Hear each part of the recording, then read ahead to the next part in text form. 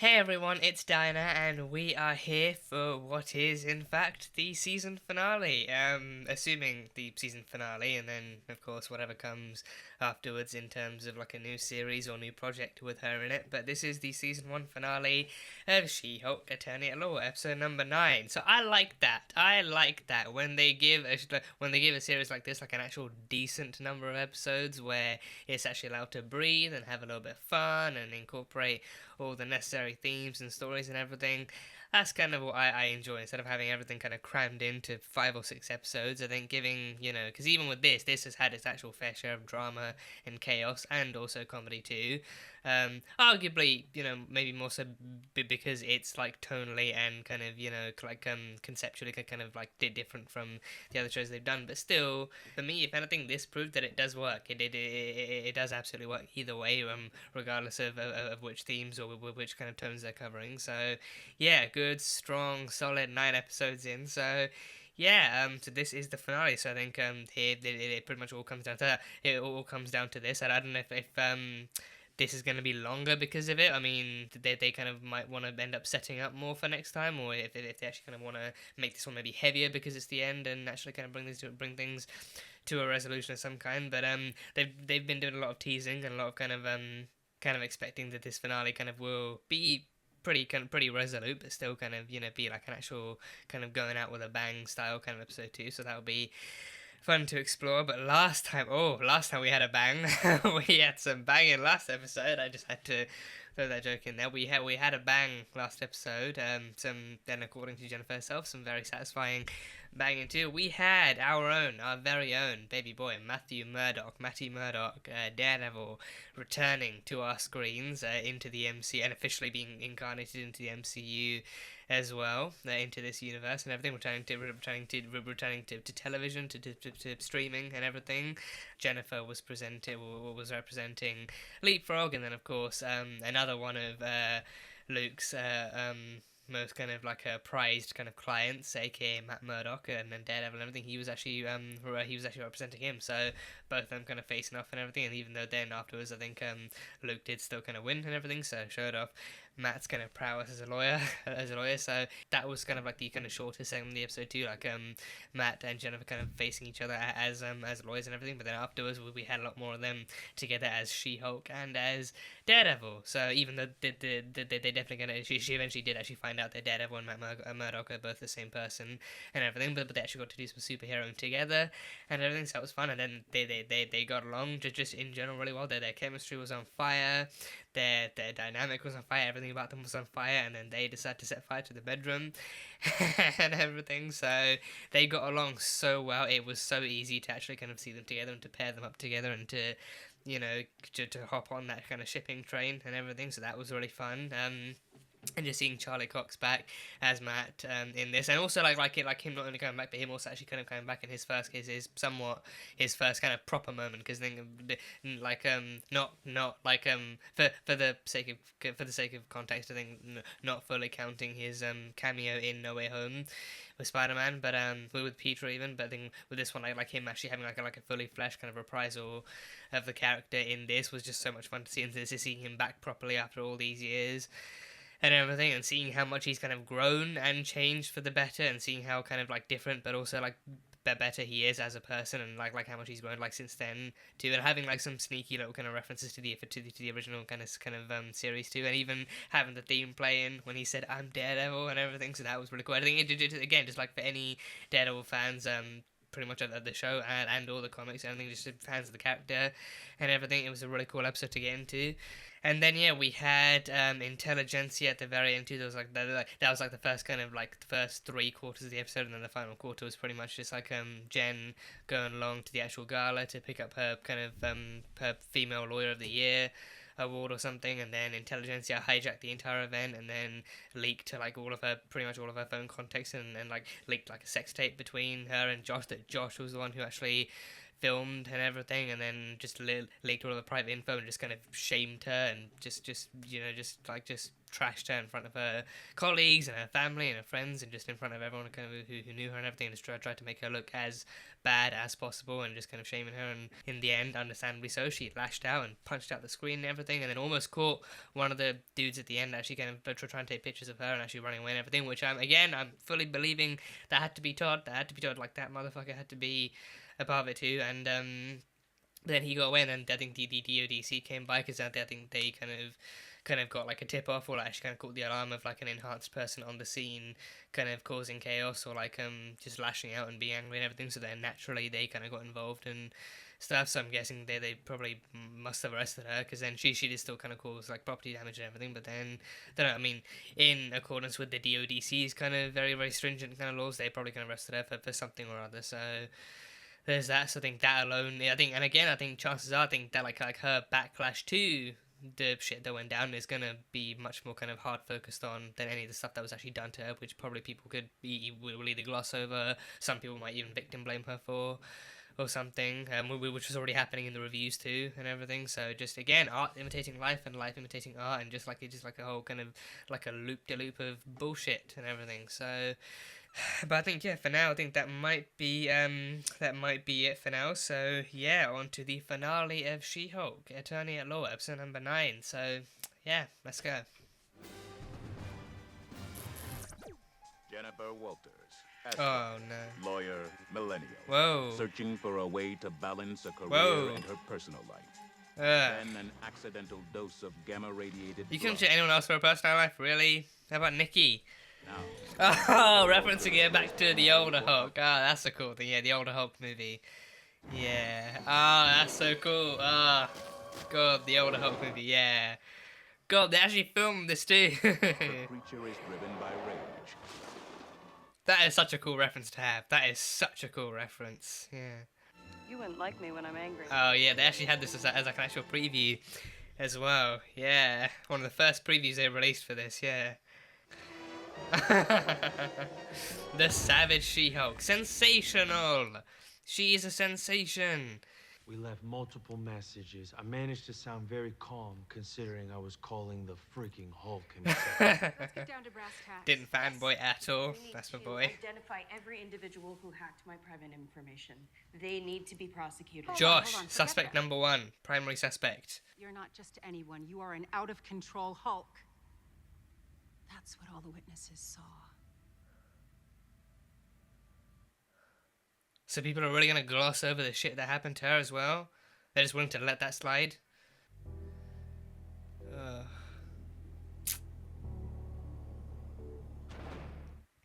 God, even the music is sad.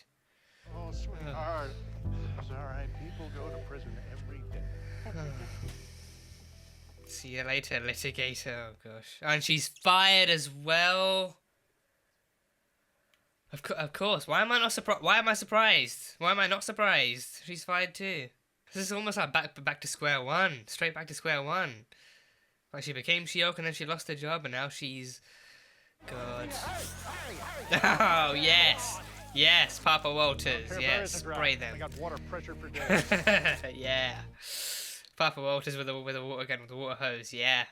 I am going to sue them for defamation and invasion of privacy and get them charged with unauthorized access to a protected computer. Ugh, boring. All right. Will the courts even actually go forward with that, though? I mean, they've already let this happen. Those guys were on the scene and no one did anything. No one stopped them. The DODC just let them stroll past. No. Out. Please, Oh, we okay. have work Oh, to do. back Don't watch that. a law school dance party. As soon as I get justice. Jen. That's correct. We work together at the district attorney's office. Oh, fucking and we dated Bukowski. for a significant amount of time, and let me tell you, she was psycho. Oh, this absolute face punchable fuckboy. Emil Blonsky, maybe, but he doesn't have signal there, does he? Does he even have a phone? Because he has no signal. Does he even have a phone? I mean, he must if she has him as a contact.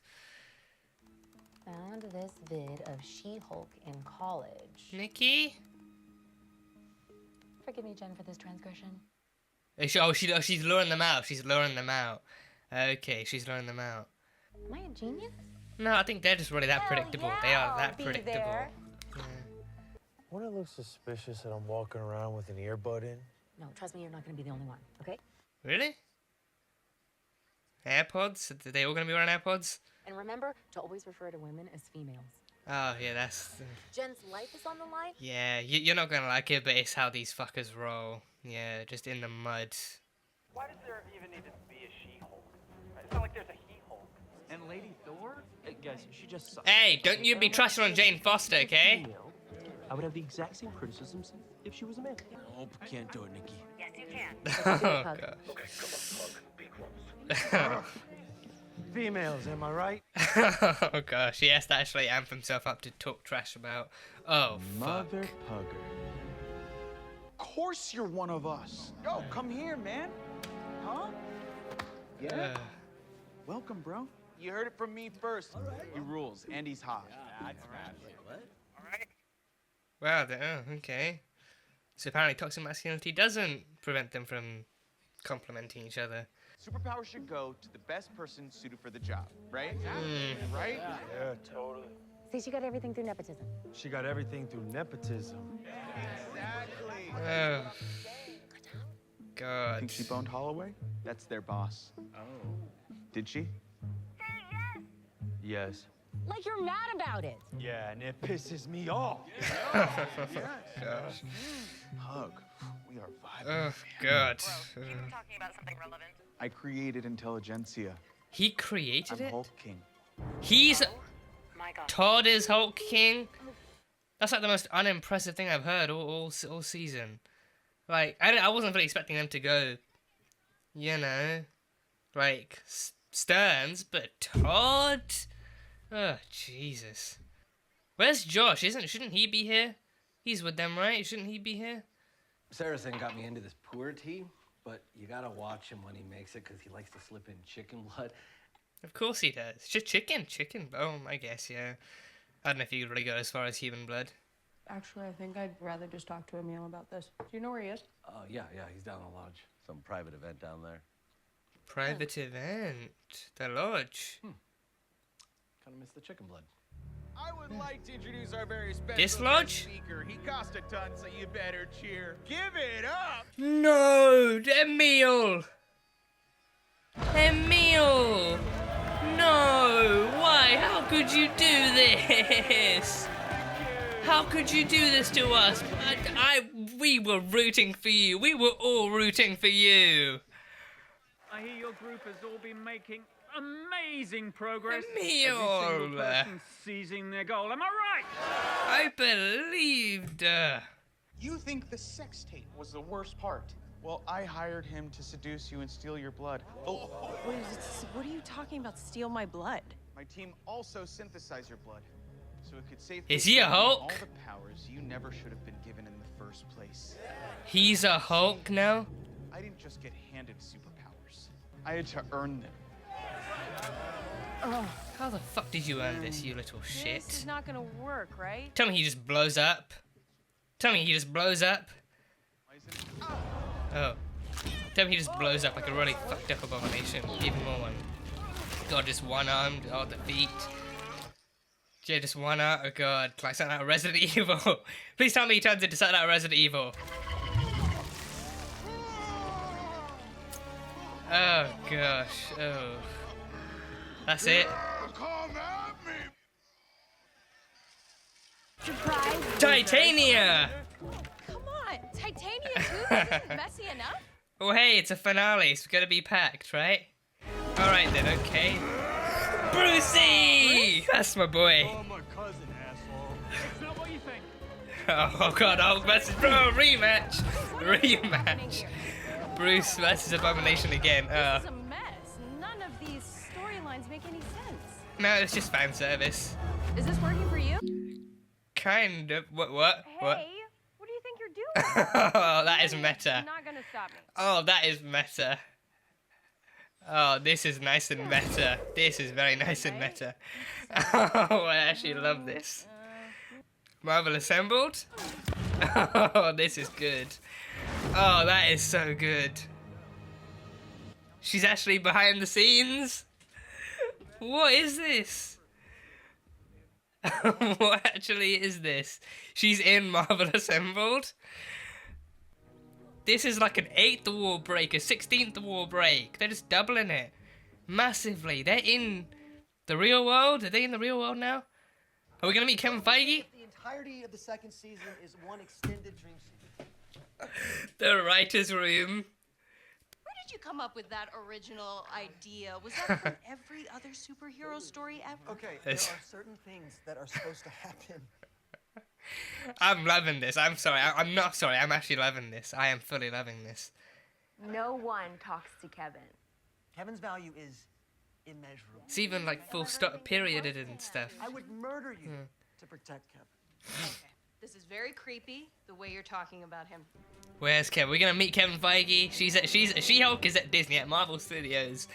In the real freaking world. In the real world.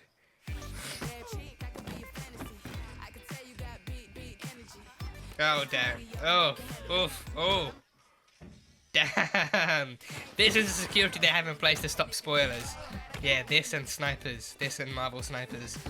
Yeah. Oh, boy. Are we going to get a Kevin Feige cameo? That would be cool if Kevin Feige himself can actually cameo in one of his projects. That would be cool. Oh, is this like the Matrix thing when Neo meets the architect? Is that what this is? Neo, like her meeting the architect of the MCU? What is it? Kevin? Oh, he's a literal droid. Knowledge enhanced visual interconnectivity nexus. Oh, God. Were you expecting a man? Why would I expect a giant AI brain and not a man? This is the coolest fucking shit I've ever seen. Who's making all the decisions here? But you must first transform. Kevin is a droid in his own universe. You are very expensive. But wait until the camera is off you. The visual effects team has moved on to another project. There. Marvel, come on now. Come on. Often said that Marvel movies all end the same way. Yeah. Saying that? Perhaps The this internet. is a result of following some unwritten rule that you have to throw a bunch of plot and a whole blood thing that seems super suspiciously close to super soldier serum at the audience in the climax. Yeah. I propose we don't have to do that. Huh. It just God. The best way of taking control of your own story. Fucking up the writer's room. Yeah. The K.E.V.I.N. is processing this new data. What is the ending you propose? Kill Todd. Kill Todd and Josh. Bruce is supposed to return to explain what he was doing. No, we don't need to. Post credit. Post credit. Save it for the movie. What are we gonna introduce? What were we gonna? Okay, post credit scene. We introducing a post credit scene. Oh, would not mind seeing Daredevil again. A woman has needs. Historically, we've been light in that department. We got Tony Stark, daddy issues. Jen. Thor, daddy issues. Loki, same daddy, same issues. Oh boy. Star-Lord, Yeah, oh boy. two daddies, Two. two issues. Jen, Yeah. please stop. Oh, and the X-Men. I cannot tell you that. Okay, back to She-Hulk. I do have some thoughts about the direction of season 2. Can we get a season 2? Please. I smash fourth walls and bad endings. And sometimes Matt Murdock. Okay. Oh, yeah. Now get back to the show. Look, I didn't mean to. Hey, Matty! He came back. Here to help. Hey, Daredevil. Hey. Missed it. We're done. They brought him back. They brought his smash-worthy ass back. Happy to see you too. Oh my God, did they hook up? Yeah, let's take it down a notch, Pug. Oh, God. Appreciate it, Pug. Appreciate it. Hi, Daredevil. God, they brought him back. Oh, you did so well, Jenny. You did so well. I'm so proud of you. I'm beyond proud of you. God, the best way to craft an ending. Fucking escape into the real world. And he's there at the family dinner too. He's there at the family barbecue. Yeah. It's not very glamorous, but it's where I grew up, and I've always wanted to help the people in my neighborhood who can't afford. That's a man you can bring home to the family. That is a man you can bring home. Yeah. I don't do it for the money. But you do make some money, right? Dad. It's very expensive raising kids in L.A. He's staying for a week. Oh, he's staying for the week. Okay. Matt, I'm going to tell you right now, every conversation is going in that direction, so buckle up. Are they dating now? Why not stay? Even. Well, why not help with the hamburgers? Oh, oh yeah, he's getting jealous. God, tell me they don't look good together. Tell me they do not look good together. Oh, Bruce is back. Okay, properly this time. Cousin, Bruce. The Hulk. I know I've been away on Sakaar for a while. I'll tell you all about it. But first, I have someone here that I'd like you all to meet. Oh? This is my son, Scar. Son? Scar? He has a son? The Incredible Hulk smashed? Both Hulks be smashing? Really? The message we're sending is that if you attack, harm, or harass innocent people, I'm coming for you. Do you mean in the courtroom or as a superhero? Both. Now tell our viewers, who are you wearing to court today? Okay. Yes. The difficult diva of law herself. Top-notch finale. Absolutely fucking top-notch finale. God, I love that to bits and pieces and bits and bobs. Matt should be on that phone. It's all about Matt now. He should be on that phone. Oh, this is where he is. Post-credits. Emil, my apologies for the delay. We're really in an era of peak TV. Sucked into another show that he... What's the guest policy at Carbotage? It's shared fridge. Is he breaking him out of prison again? He's breaking him out of prison again? Wong, you need to stop doing that. You're not helping his case. Good God, that was by far one of the craziest finales I have ever seen for one of these series. That was just from start to finish. That was just... But I think right off the bat, that opening, I need to actually, because I can't remember exactly what the actor's name was, but I remember that opening so vividly. I'm pretty sure it's from a TV show too. I'm pretty sure that was actually like from an actual series they did way back in the day. Was it Lou Ferrigno? Was it? I think he was in. I think it was Bill Bixby. I'm pretty sure because I think that face. I think it's Bill Bixby. I think wasn't it? Or yeah, I think it's Dr. David Banner. Yeah, I think it's not Bruce in this one. I think it's Dr. David Banner. So I mean, I don't know that. I didn't know it was David, but yeah, it's the 1970. I'm pretty sure. Isn't this on Disney Plus too? Because I think they've got a lot of the classic kind of Disney kind of series on Disney Plus too. I think they've got the X-Men 90 series and the Spider-Man kind of classic series and everything. So I'd be surprised if they didn't have this. I don't know if maybe Universal or something still. Like I don't know like how much of the Hulk stuff Universal holds the rights to or anything, like if this would be included, but if this isn't, then because it aired on like NBC and CBS apparently, so I don't know, but the fact that they were able to actually reference that, because then the aspect ratio kind of caught me off guard initially, and because then again I think one of the earliest kind of previews that they released for She-Hulk was actually that kind of suit of Bruce sitting down looking at Jen in like that kind of tweed kind of suit and everything, being like, you wouldn't like me when I'm angry. So I think that was actually one of the first previews they actually released for She-Hulk in general, and I think that one kind of looked cool. It didn't really kind of like it. I don't really know if people kind of took much away from it besides from it looks really retro and really older and it really might kind of work its way into the series somehow. But but now I think that is just one of many clips they actually filmed and produced specifically to be in that format too, and even showcasing her actually being like her going through the Hulk transformation from back then, like getting the eyes first, then just essentially not even actually enlarged into CGI, but then just actually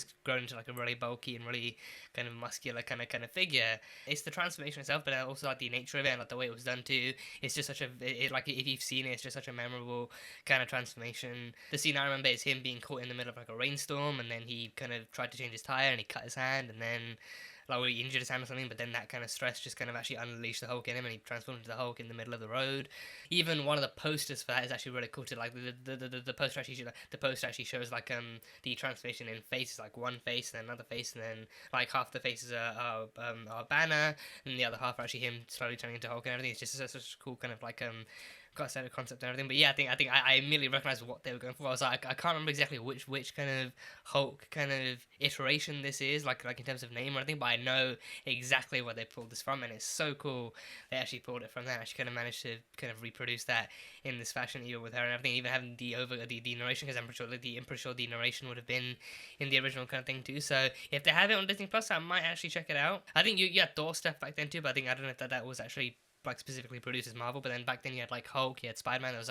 There was older Spider-Man in live action too, even from Hollywood. And I think the more modern ones became like Blade and like I think the Punisher was done at some point, and then X-Men and all that kind of stuff. And then over the years we've grown. But I think that is where I think that was pretty. I think that may well have been like the OG Hulk. I think besides from Ferrigno, because I'm pretty sure like Ferrigno even. I think he may well have been. I think he was the one that actually kind of did the actual body modeling for the actual bulky Hulk, because then they need to have someone to be the more kind of timid kind of David, I guess, in this case. And then when he actually transformed into the Hulk, they needed someone to be that. So I think then that's why Lou Ferrigno is actually the Hulk. So them pulling that out, them actually putting that kind of intro off and just making it so instantly recognizable just shows like the actual power of their marketing and then the power of their kind of ability to actually kind of like just give you that kind of nostalgia and everything. So yeah, I think I vividly remember actually watching that on TV at some point, just kind of flicking the TV on. I think that is like my earliest kind of memory, and like that scene too. I barely remember anything else from the rest of the episode or anything, but then that scene alone just kind of because it was just such a mesmerizing thing to see too. So the ultimate meta, like the ultimate, the most meta, the most fourth wall list kind of break, the most breakiest for fourth wall breaks they could have done in this. My God, how like that sequence was just so well done and so beautifully executed, just so. And God, I think don't know if it's just one. I think I only really saw one, but I don't know if it only ever happens in one. But there was actually one kind of comic book panel from a She-Hulk series where She-Hulk actually kind of does actually kind of like in the artwork, she actually does rip her way out of the page and jump into the reader's perspective and everything. So yeah, clearly actually ripping it straight out of canon and everything. So that was just God. And I think again it was yet like just like in WandaVision, it was another moment. It makes you. This one was so much heavier because that one genuinely made you think like, oh wait, did the episode glitch? Is Disney Plus glitch? Is my computer broken or something? Is it just randomly rewinding? But no, back then that was Wanda actively kind of changing the course of the episode and actually rewriting it to suit her needs a bit better. But then the way that was actually done, like the way that actually kind of glitched and then rewinded and then played the exact same scene back again, but then you only really realise that that's what's happened once the new kind of change is actually implemented. But then there are actually genuine cases of some people not being able to watch the episode immediately because of how many people were actually jumping on board to actually watch each episode. So some people actually did report crashes and bugs and everything. So the actual server did actually struggle with the sheer weight of people logging on, actually kind of clicking play and everything, like the actual viewer traffic and everything. So it was a perfectly plausible thing to think, but then the way they did that actually kind of did confuse people. But I think some people actually did admit to actually, to being like, I actually did kind of actually click out of the video and then click back in again, but the same thing happened. So kind of, feel more sorry for them, like not actually just waiting a bit longer to see. But that was really kind of really freakily done, but really well done. Like it was a freaky concept, really really well done. And this one is the farthest they've gone, actually actively like bringing you out of the episode, but then bringing you into the Disney Plus kind of Marvel section too, and just seeing how they did. Just like as soon as that popped up, I thought like, wait, is this like, could this be a glitch? But then I was like, oh wait, they did this with WandaVision too, but clearly now they didn't just go the extra mile. They did a whole fucking cross country. They did a whole cross country with this. Like WandaVision could have been considered the extra mile, but then this one they didn't cross country. They're literally hopping universes and everything. So this, oh my God, it would have been so funny if she actually kind of like, it was too far away, so she had to jump from windows. But then if she jumped like to one window, then the window broke and she still fell through. So she fell into like Shang-Chi, or she fell into Black Widow, or she fell into like the Avengers or something. And then that would have been so much more much. Actually, just having to edit her in to a previous thing and everything, and just kind of that would have been so crazy. But no, I think for ease of actually kind of going that far, then actually kind of putting her into. But then she'd need to go into the real world too. She needed to go into the writers' room and everything. So she actually did jump into assembles, and then she went into like the real world, like their iteration of the real world and everything. So then she demanded to speak to Kevin and everything, the guy in charge, Kevin. But then even in the subtitles, they had like a actual kind of like the letters were capitalized and had kind of periods in between each one. So I think that one usually you only do when it's actually, then that kind of got me thinking like Kevin. So and clearly Kevin has to stand for something then, but then they're still able to pronounce it as like his actual name and everything. But But then even when she actually walked into that room, it still gave off massive like Matrix kind of vibes. Like when Neo enters like the room of the architect and everything, and he sees all the stuff happening on the screens and everything. He meets the architect. So I thought maybe they might be modeling after that, like She-Hulk actually meeting the architect of the MCU and everything. So and technically it was. Technically you can't kind of shy away from that interpretation too much. But then like in recent times, the newer newcomers to Marvel have actually kind of been able to visit Marvel Studios and have actually taken pictures of their time there. So I think that those pictures actually kind of do match up with what we kind of saw in this. So may well have been them being able to actually kind of film in the actual Marvel Studios building and everything, and on location for the Disney thing. So even Kevin Feige himself as like a normal human being too, it's like it's amazing what he's actually managed to accomplish. I think because he's a human being, of course he's surrounded by an incredible team too. Like it's not like he's a one-man army doing all of this all on his own. Like he has an incredible team in all aspects and in all areas actually supporting him and working with him and stuff, and he kind of leads them, and they kind of cooperate and actually input their own ideas and all that kind of stuff happens. So I mean, as much as you acknowledge him, you have to acknowledge the people he actually works with too, because then they're just as important. But then with this one, I feel like this just kind of elevates him to like a whole new level. Like, oh sure, so he's a droid. That then makes sense then. Like because then he actually could, in that case, he probably wouldn't even need a team. He would pretty much essentially make up a team, because then he'd be running on like tens of thousands of different algorithms, making sure that everything runs smoothly and everything connects and everything actually works out the way it's meant to and everything. So then in that kind of context too, like an AI running like an actual film franchise and everything, or like even like a multimedia franchise, it would just be like the most kind of would be the one thing that you wouldn't question, because then it's like, oh sure, then it's an AI, it's built to handle this workload, it can do it without stress or anything. So then there is that meme too, like even speaking of the architect and the Matrix thing too, like there is that meme of like a meme that someone made of like of Kevin Feige himself actually being the architect, so sitting in the architect chair, and the screens behind him like are actually the same as the Matrix kind of movie and everything.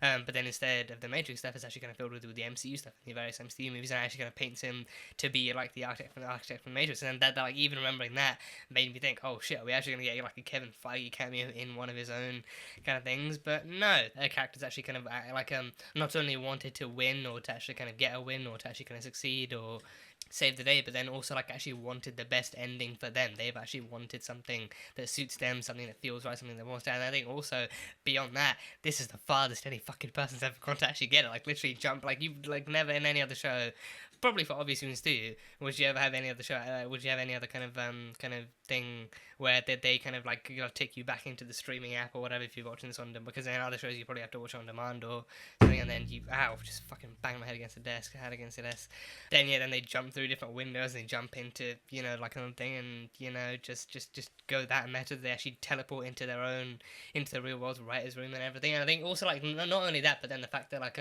even in the writer's room and even Kevin, like just none of them actually react, so none of them really acknowledge the fact that like the actual product of their writing has actually jumped out of the screen to actually confront them in their own world. Like they were just going to act like, oh yeah, it's a perfectly normal thing to actually happen.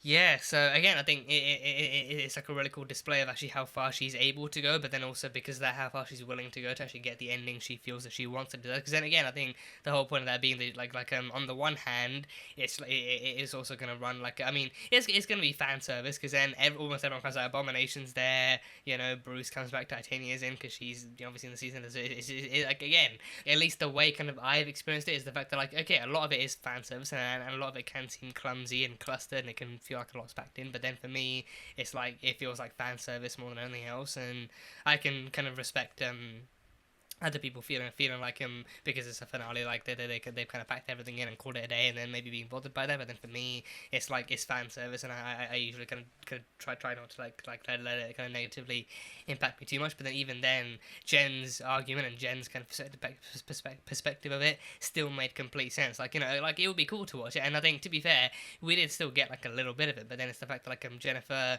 respectfully so, actually kind of wants kind of much more and arguably more kind of full control of her story and how it ends and what kind of crime she gets. And I think she again, like you have to remember, like to begin with, she didn't want any of the superhero stuff to begin with, and the more the series has progressed, like it's been like more and more about how much less she wants to deal with all the superhero crap and how much less she wants to actually be a superhero and everything. Like she wants to help people, but then she doesn't want to have to be a superhero to do it and actually go through that kind of extra kind of molehill or mountain rather of actual struggles and tragedy and trauma. It makes full and complete sense for her to actually kind of want to opt for like a calmer, more peaceful, more kind of legal and more kind of diplomatic kind of ending, as opposed to having to actually deal with like a full-on kind of superhero kind of super powered kind of clash of the different kind of super people. And it's like an accurate analysis, but then it's like also especially these days too, it's like an accurate kind of like a retelling of like the reviews you get these days too. Like some people watch like a Marvel movie and it's like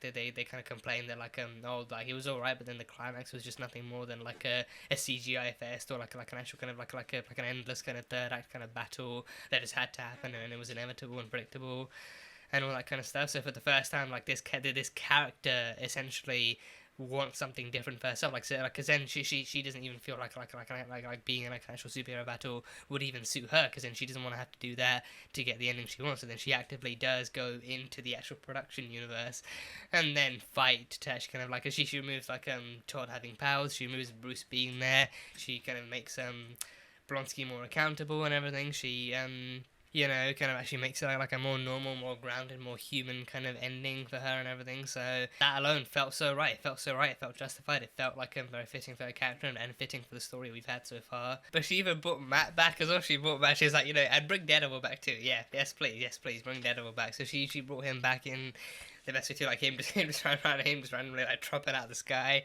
as well. Like I do kind of wonder like how, I mean it's meta, so you probably shouldn't question it too much, but then I think even in universe, like him, I mean, it would not be completely out of character for him to actually randomly drop out the ceiling or drop out the sky or something. But then I think I do wonder maybe if Wong would open like a portal or something, like maybe if Matt would actually be watching the news and find out about She-Hulk and all that kind of stuff. Maybe one day if she needed like a representative or something, then maybe he'd actually kind of contact, like maybe he'd find Wong or contact Wong or something, and then be like, I need a quick portal to LA, and then he'd portal him in or something. But then by the time he gets there, it's like like Jen's still happy to see him, but then because she specifically summoned him because she's in love with him and everything. So we're still seeing him again, seeing him still cool, and he showed up in the Daredevil suit and everything too, and even tried to be like, hey Daredevil, and then just everything and then even better, 10 times better than that, we actually got Matt Murdock himself at the family barbecue or the family lunch or whatever it was, like him actually like her being able to, her bringing him home to meet the family. That had couple written all over. I'm sorry, that had couple written all over. That fully had couple, and power couple especially,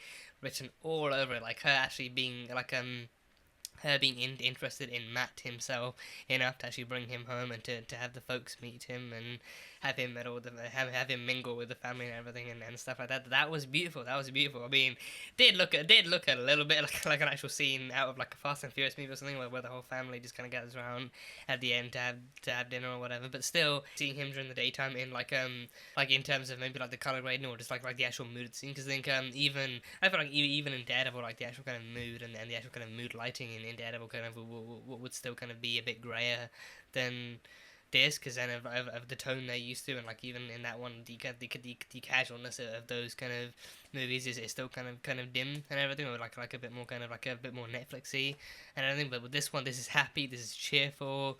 Not to say Daredevil's worse or anything. It's just definitively different, but with this one it's a bit more happy, it's cheerful. He's actively in like a happier place with a happy person and everything, with a happy and cheerful and goofy kind of person like I was about to say Tatiana, I mean, which wouldn't be untrue, but then still with Jennifer. Typically superhero movies that actually do kind of result in the superhero actually leaning into their superhero side and being a superhero and taking on that responsibility, but then dealing with the actual world-ending events and the villains and all the different things that come into it. But then that happens almost every movie, and then arguably so I think depending on the writers and directors you have, they can very kind of easily also kind of craft it into somewhat similar ways. Because then I mean, it's also arguable that like when it comes to a superhero story too, and I think especially with a franchise like this, where it's like it's one universe and one franchise and one mantle, but then you have so many other kind of but then you have like an actual multitude of different characters and stories and worlds and all these other different pieces of lore kind of connected to it too. It can be, it's also just very easy to see it as all the same, but then it's like, you do superhero goals are like always kind of similar, and then villainous villain goals are also kind of like to tend to be somewhat similar, and motivations and actions tend to be very similar too. It's easy to see it as all the same, but then it's like, if you do actually kind of maybe look at it closely enough, then it can all be different. But then still, the ending that Jen wants isn't like about a bunch of like flashy action and CGI and like just everything clambered into one finale to call it like an ending. But then her stakes are different from that of a superhero, because then for her, being a superhero isn't really kind of like that it isn't that big of a stake for her. Like she doesn't want to have to fight 3 villains all at once and then save the day and be called a hero. And she actively wants to be able to balance being Jen and She-Hulk, and then her life falls apart and then she has to deal with that tragedy. Like for her, that is a tragedy. Like for her, she doesn't want to have to go the extra mile of actually kind of trying to save the city from being ruined by Titania or Abomination or anyone else, or even fucking Todd, God forbid.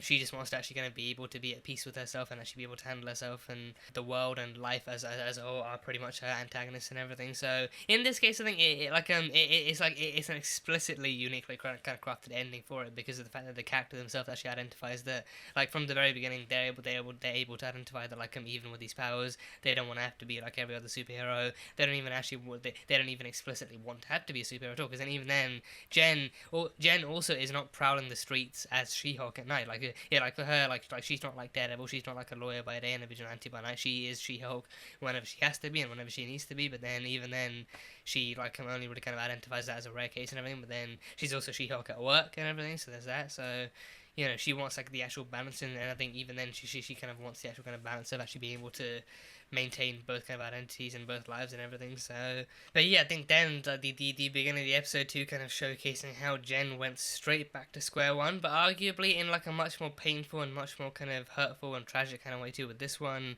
like she was actively kind of just put on blast on the internet too, because I think with the first one she did something good, she did something right, and then she was still like punished for it, but then with this one she was actively shamed and targeted and harassed and attacked in public, and then things still backlash on her. Like I think her being treated this way was completely glossed over. I think she was fired from work, she couldn't keep her apartment anymore, and she just kind of lost pretty much kind of everything. Seeing that kind of made the ending and like how she personally crafted the ending made it that much better, and actually kind of like made it that much more kind of sensible too, because then again she just wants to rectify and remedy that, and she wants to make the people pay in the right way. She wants to make the people responsible pay and stuff in the right way. Like she doesn't want to have to actually transform into a superhero and throw tables and chairs and just have like skyscraper fights or anything like that. She just wants she even actually expressed to Nikki too, like we're gonna take them down, but we're gonna do it legally. So as a lawyer, that is where her strength lies and everything, and she fully believes that she can at least kind of try and fight for within the justice system to actually kind of have them kind of sued and have them kind of charged with like defamation and everything else. So she fully believes that the right way to take them down was actually kind of to have them convicted of the crimes that they were actually kind of guilty of and everything. So. And then, Intelligencia. Not even a shred of intelligence actually found in the room, besides from, of course, our good man Pug. But then that happened, and then, I think Todd was there too. Todd was Hulk King. I don't know what I was expecting. I mean, Hulk King too. Because I think we definitely banked on Todd being a part of the group, but then him being hulking, him being not the leader, but then him being the leader of the group and everything, and him kind of being in charge and him kind of headlining everything. I mean, it kind of makes sense to, I think, going back, especially like his words on the first day, literally kind of being like fetishizing She-Hulk's body, and then even being like, wow, you are quite the specimen, and everything like that. That being the giveaway for people that, oh, he actually might be the one trying to get her blood and everything. So regurgitating lines off the internet of the same stuff we've heard before, but then even the same stuff you see in real life too.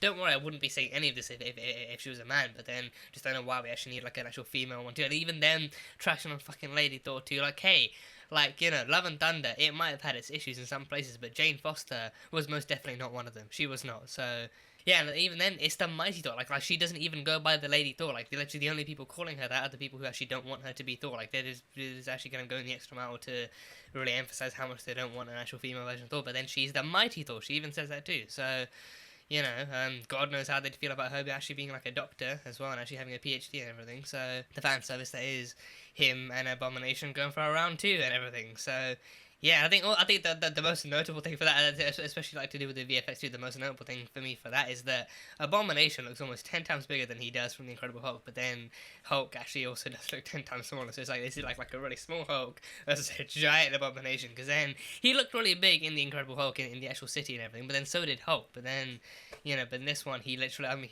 he's almost kind of touching the ceiling if there was one. It's not like he's actually fucking massive and everything. But then Hulk is still massive, but then he's still. He looks more like Ferrigno did in the actual original series than he actually does compared to the Incredible Hulk. So I don't know if that must be like a VFX choice, or maybe if that's where half their budget went to. Like maybe they're to try and make Hulk look as big as they could, but then he still just isn't really that big anymore. So maybe merging the Human and the Hulk actually did kind of minimize the Hulk a little bit. So I don't know, but Pug, of course, Pug having to go in like him. I think it was actually kind of like kind of funny and also like a little bit adorable to see him near incapable of actually parroting the same stuff back to them. Like him actually just like him just really not wanting and then not being comfortable with actually trash talking Jennifer or She-Hulk or even just anything about women. Like even Nikki's kind of like be like, oh, and make sure to refer to women as females, because then that's what these dudes do. So then him be like, oh god, okay, this is just gonna go horribly. So he couldn't even do that, and it shows that he's actually a good-natured guy, and he actually does treat people with respect, and that includes women. So even him just giving himself a pep talk, like, come on, Pug, you can do this, you can disrespect women, come on, just something just fucking hilarious about that too. So yeah, but that was him being a good friend. That was him being a good friend for Nikki and for Jen, and him actually going to be involved in him helping to find this to solve this case and to find the guys responsible and everything. So he was doing it for a good goal. He was pseudo disrespecting women, but for a good reason, for a good cause. So I didn't even actually notice until after Blonsky showed up that they actually did have his picture there. And they did have his quotes there too, like I think the big men don't need something, or big men, or just, I don't know, his quotes there. I think it was his lodge. So I think it was his lodge. So I think maybe naturally he just kind of had his stuff there. I don't know if it was actually specifically connected to this, but then they did still actually have him on as a guest speaker because he was Abomination. So because I mean I don't even actually know if it's actually yet been that public knowledge that Blonsky is reformed or anything. But then it's still interesting that they still they support the Hulk over She-Hulk, but then they still actually bring in like an age-old enemy of the Hulk in order to actually kind of become their guest speaker. So then just kind of goes to show like exactly like the fact that they're actually kind of willing to support anyone so long as they actually so long as they agree with their talking points and everything. So yeah, but then even with Blonsky too, I think he never wants trash talk Jennifer. He never wants trash Bruce. Yeah, like I think even he said like he was there just like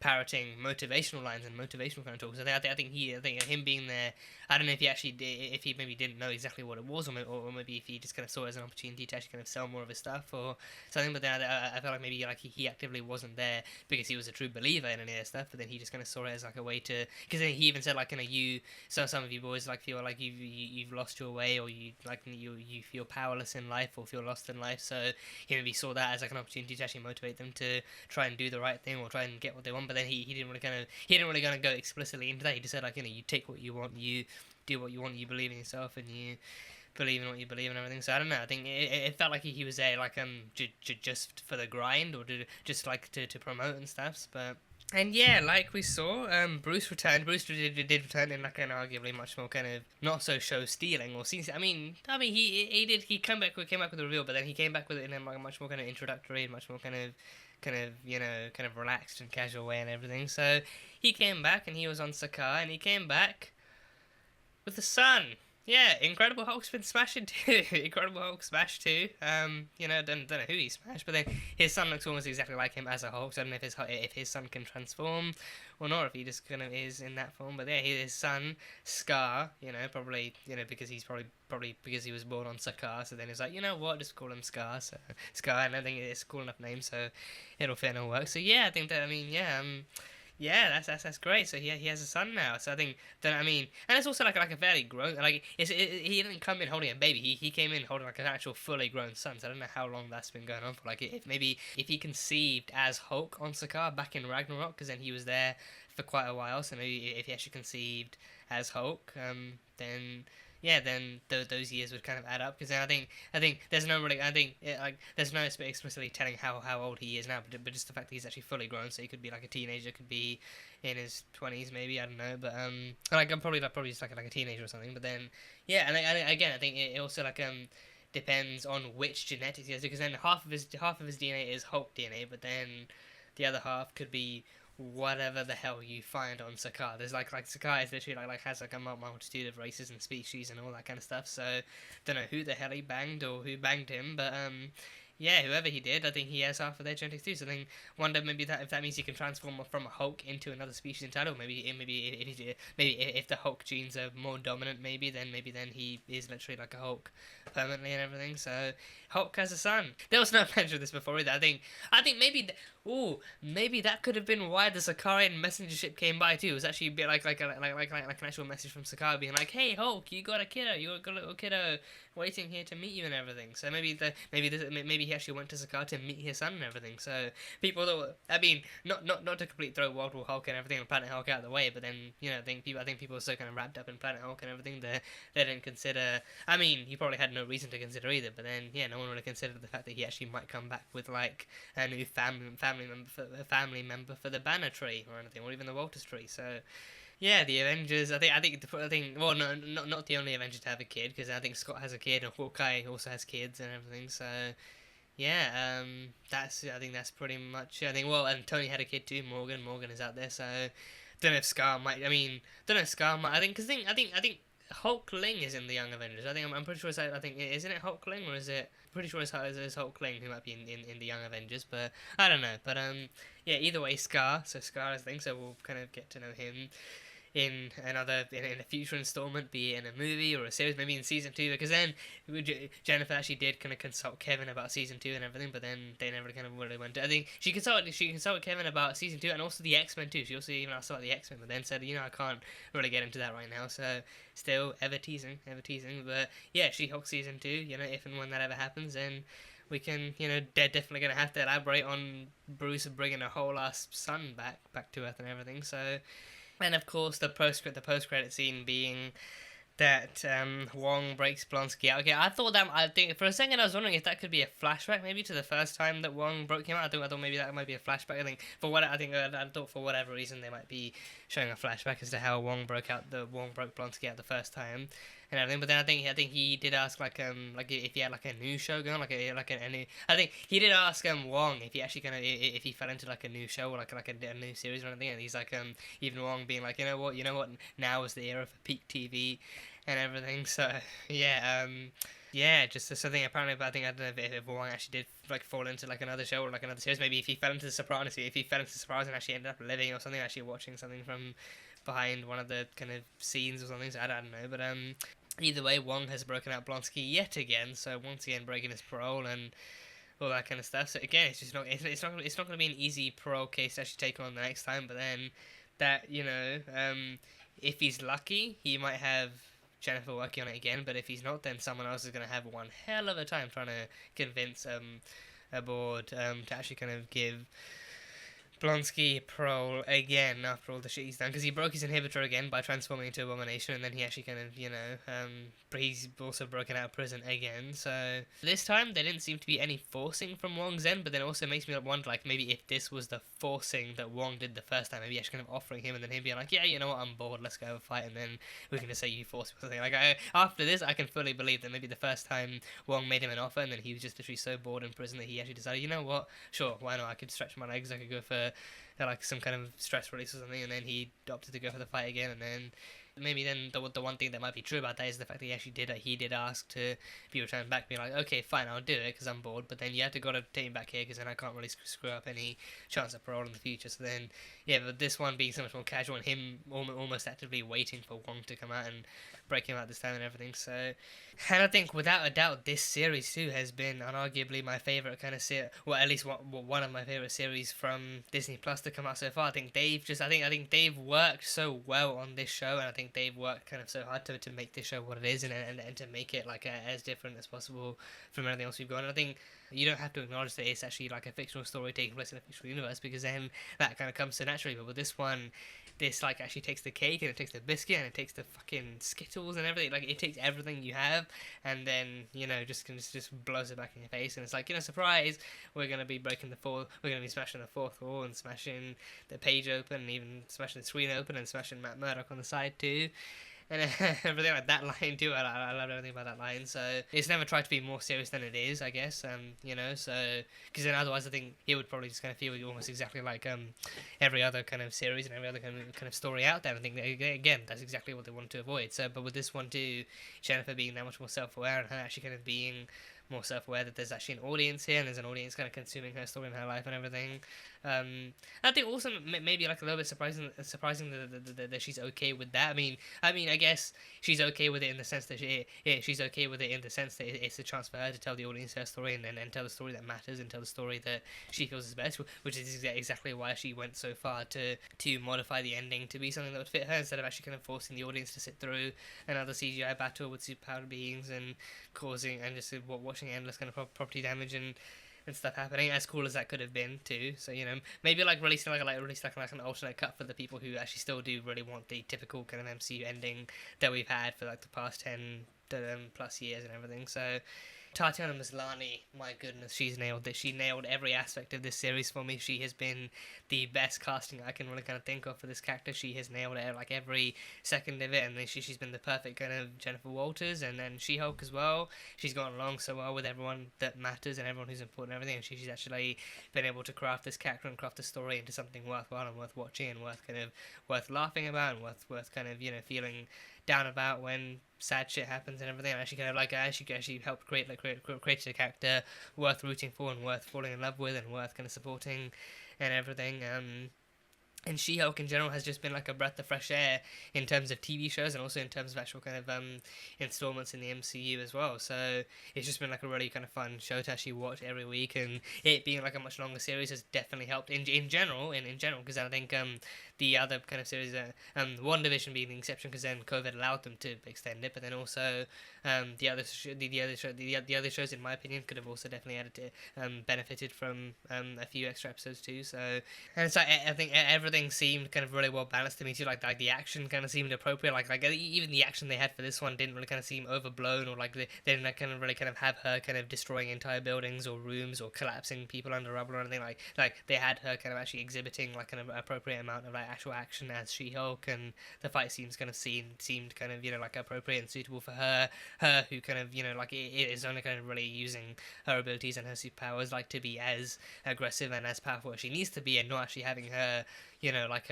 breaking down entire walls and stuff. And like this is just her being as hulky as she needs to be and everything, but then actually still kind of balance it, actually striking that kind of balance between all the different things like action and comedy and romance and drama, and yeah, just like a really fun show to get into. I think more than anything, it was fun. I think that there's nothing wrong with actually enjoying something a bit more fun and casual, as opposed to watching something.